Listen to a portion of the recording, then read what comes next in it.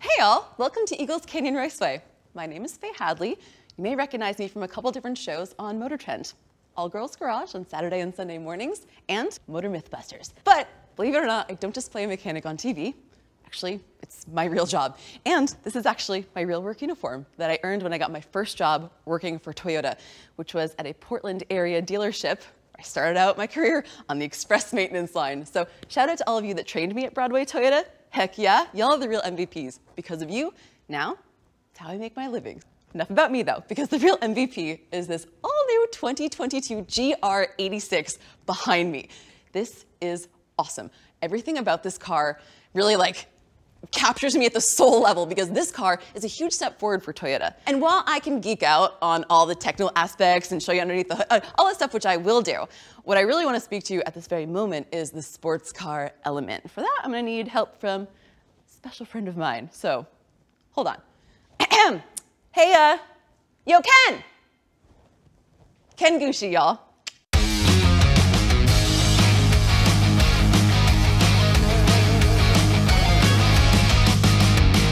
Hey, Ken. Hi. Oh my gosh, welcome. Thank you. So excited that you're here. Excited. You are the absolute perfect person to help me introduce this car for so many reasons. I mean, you have an extensive history with the Toyota brand. Yep.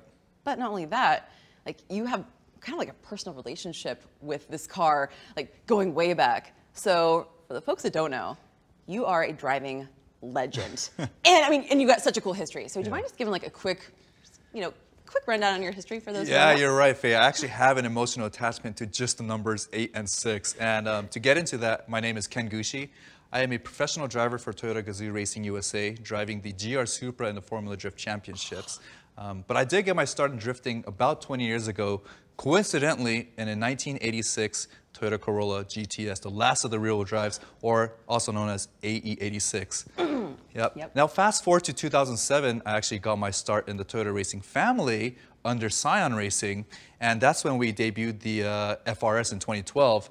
And if you know the FRS, the heritage actually comes from AE86. So just with that car, I felt like I went full circle. So now that I'm standing here, debuting a 2022 GR86, it's just mind-blowing to me. So couldn't be more exciting to be here, and I just really can't wait to show you guys what this car is all about. Oh, absolutely. And you are the perfect person to do it because you had the history with the original, the AE86, then the FRS, and now this. So with that perspective, I'm just curious, what were your first impressions on this car? What stood out to you the most? Yeah, without even driving the car initially, simply looking at it, I was like, oh my God, you really can't ignore the fact that you can create an almost immediate emotional attachment to simply the way the car sits, right? The aggressive nature of the body lines, the wide stance, balanced proportions, the low center of gravity. All of these features really embody the spirit of a sports car, even as simple as the front vent that actually serves a purpose. I know, they're actually functional. Yeah. I'm like, yes! It's really interesting because that first thing that you said, your first impression was that overall feel of heck yeah, this is a sports car. Clearly it is. Looks like it's going 100 miles an hour just sitting next to me. But when you start looking deeper, you realize that everything here serves a purpose. And engineers really thought about everything that went into this car. The functional matrix grille, for example, I don't know if you noticed, but if you look closely, it's not an actual honeycomb pattern, but it actually has a G. Little G, little G, for the GR. I love that. That is so cool. So I don't know, I'm sort of finding these things all over the car. So as a driver, I'm of course talking about the outside. I'm it's so pretty, but was there anything on the interior that stood out to you that were just oh, this is awesome? It's almost natural to really want a cockpit that feels like you're sitting at home. Every function and every feature, all the switches that need to be there at the tip of your fingertips. And you just want something that's efficient, serves a purpose, and is really simple to navigate. And for that, I think they did a great job in upgrading the interior. For one, they didn't miss out on the tech. Everything you need to know is right there in front of you. So in that sense, I really appreciate the fact that they really did upgrade the tech in the car. One thing I loved was that it feels like a sports car inside. What you're saying about the bolstering of the seats, absolutely. I really like the seats. And then also some of the the temperature knob, for example, looks kind of like an air fuel ratio gauge. So it sort of looks like already they really designed does. it like it's a race car, Yeah. like it's supposed to be. So actually, speaking of that, sort of nodding to something that you mentioned earlier was the low center of gravity. Well, what makes the GR86 so great on the track is that it drives as it was intended to, and it moves really nimble and agile. And you really got to give it up to the engineers because they really took everything into consideration. You know, all the changes are actually pretty small, but they're huge when you add it all up. Yeah. They even went as far as to dropping the license plate on what was originally on the trunk on the previous generation, now to the bottom part of the bumper. So everything adds up in the long run, and that translates to performance on track. We're talking about millimeters and grams here. Yeah. Like doesn't seem like that much. Do you actually feel those changes, especially from the FRS? You know, Faye, I think it's easier if I just show you on track. How about we go for a spin? Wait, are you serious? Yeah. Like in this car? Right now. On the track? Yeah, you wanna go? Heck yeah, don't All ask right, me let's twice, go. come on!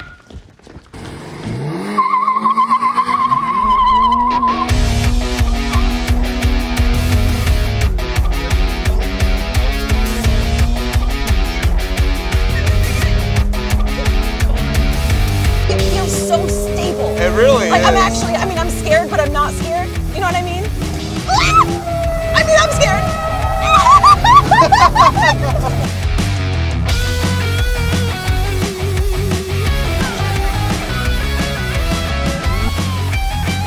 Oh, we're getting close to the wall there, Ken, and you're not hitting the brakes yet.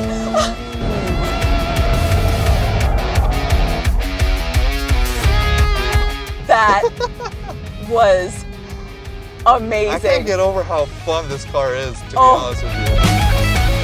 So that was insane. That was a I lot wish of fun. there was like some way for me to be able to like bottle up that experience and like share it with all of y'all, but I mean, I'm sorry. It's all for me. But at least what I can do is like help to sort of further explain the power plant. We can sort of like explain what we experience out on the track. So first of all, this brand new GR86 is powered by the 2.4 liter boxer engine, flat 4, horizontally opposed, pistons, and a crankshaft in the middle. That's not something that you normally see on like typical production cars. I mean, every now and then, but it's still sort of like a rarity, right? So how does that help out, like from a driving perspective? Does it? Yeah, it definitely does. Like you mentioned, it's a very unconventional engine design. Most of the time you will see Vs or inlines. Yeah. But this is a horizontally opposed 2.4 liter boxer engine. Yeah. And what that means is that the pistons move on the side of the engine. There's a crankshaft in the middle, like you said.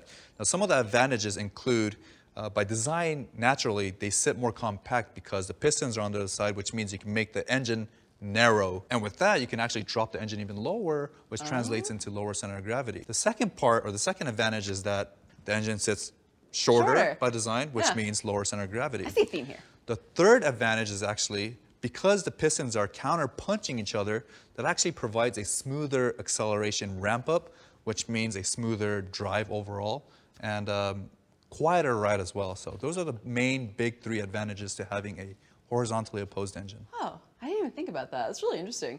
And so some of you are probably thinking, wait a second, Faye, hold your horses. The previous generation had that engine too. Yeah, okay, it had a box for sure. But there have been some significant upgrades made to this engine. It's bored out, we got more horsepower, 205 horsepower to 228 horsepower. We also went from 156 pound-feet of torque to 184 pound-feet of torque. But what's most interesting is torque curve and RPM stuff, which I'd really like to see. I mean, sitting in the passenger seat, I can't tell the difference in the previous generation and this one. Is it you that made the difference, or is it the car? Maybe. So, can you speak to that a little bit, please? Yeah, you mentioned bore size or increase in bore. You're right, it actually went from 86 millimeters to 94 millimeters in bore size, which translates to the increased torque numbers. The horsepower and torque actually came from other places as well. For example, the engineers redesigned the intake tube and the exhaust chamber so air runs more efficiently, providing more horsepower running through the engine. There's also small differences too. Like, for example, the intake valve diameter is bigger now, and they hollowed out the actual shaft so it runs lighter than the previous generation. Oh my so gosh. small differences everywhere throughout the engine bay, even as far as a lighter valve cover going from aluminum to resin that reduced vibration and made the overall weight lighter. So there's a lot of things that went into designing this new 2.4 liter engine package.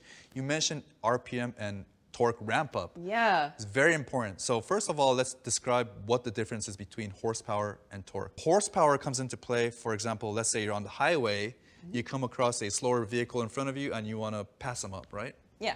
So horsepower, you get on the accelerator, vroom, vroom, RPM goes up, pass them up, you're already at speed, Yeah. mission accomplished. Torque is a whole different playing field. torque comes into play when you're, let's say, from a dig, right? You're at a stoplight, someone's trying to race you next to you, or you're just trying to rush home. It's actually the torque you feel first before you get up to speed. Another place where it comes into play is, perfect example, we're at the racetrack. Yeah. There are some corners where you want to stay in gear, but then because you fall off the power band, you have to downshift to get back into the power band. But if your peak torque comes earlier, you can actually stay in that said gear and accelerate out of the corner smoothly without missing any time on a shift loss. Right. Oh my gosh. So it actually makes you faster in multiple ways. It does, yeah. Wow. It all adds to performance on track. So once again, like all these little things put together, and we get like the whole package. Another thing that I noticed you mentioning while we were out on the track was like how the car went exactly where you wanted it to go. So not only did it have power in the right places, torque in the right places, but it also like drove perfectly, like the way you described it. I was like, oh my gosh. I really felt that sitting in the car. Like I felt that low center of gravity. I felt very comfortable. I felt like the car was very like structurally sound. And there were some suspension upgrades. There were some stiffness upgrades. And there were some steering upgrades. Right. And I have a feeling that you felt all three of those out on the track. Can you speak to any of those? Yeah, earlier I mentioned that what makes this GR86 so great is because it was designed to drive as it was intended to. And part of that comes with, like you said, the suspension upgrades, the upgraded EPS system or electronic power steering system, and they even went as far as to increasing the stiffness of the bushings that tie in the steering rack to the crossmember. So all that adds to a sharper steering feel. I kept saying point and shoot. That's exactly what this car is capable of. You basically point the steering wheel in any direction you want to go and just get on the accelerator, shoot in that direction. So I thought that was just your skill. But what you're saying is that the car actually has a play in the performance that I saw out there. Yeah, but not only that, what I really want to talk about is the structural increased stiffness or torsional rigidity of the vehicle. And they actually added diagonal bars that tie in the front crossmember to the frame, thus improving the structural rigidity of the vehicle. And for the back, they added a ring structure that ties in the upper deck to the main body, which also increased the structural rigidity of the vehicle. So everything really comes into play to really make the car feel a little bit more planted, more balanced, more predictable on track, and overall fun. We've covered a lot. Ton today. I'm still sort of swimming in information right now, and I have a lot more questions to ask you, but I have a feeling that seeing the sunset, and I think that we are running out of time to maybe do another few more laps. Maybe. So should we send them back? Yeah, I think I'm gonna toss it back to y'all. Have fun. Be jealous. Go ahead, it's fine. And what do you think? Can we see y'all?